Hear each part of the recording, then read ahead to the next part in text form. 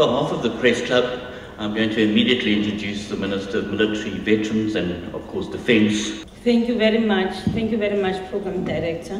Our country is part of the African continent. The Brazilian who has been appointed is going to be heading the force that will be deployed in the eastern part of the Democratic Republic of Congo. Even interventions in the continent should be led by Africans themselves. On the Central African Republic and Defense Intelligence, I'm convinced that some of the steps that we've taken in the department will improve our intelligence capacity. South Africa did have a number of A400Ms on order. Does the government regret cancelling that decision? I want to comment on what happened, that a contract at some point was cancelled. What I do know now is that there's a need for this capability. There have been some uncertainty whether there would be redeployment or not. Could you confirm to us whether there would be redeployment in Bangui, the Central African Republic?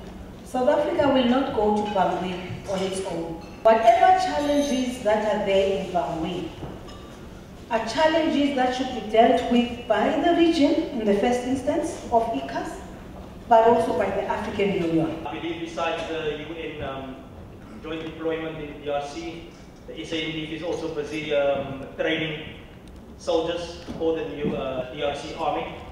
I believe there is a lot that they should learn from us. Firstly, that any government that does not look after its soldiers is likely to run into problems.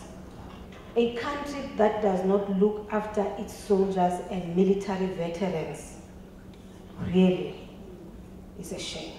Now, with regard to the DRC UN deployment this time, when do we see first SA troops or boots on the ground?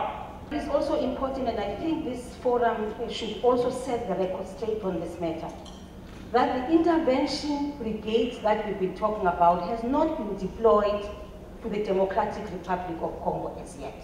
I just want to know, it's a short question.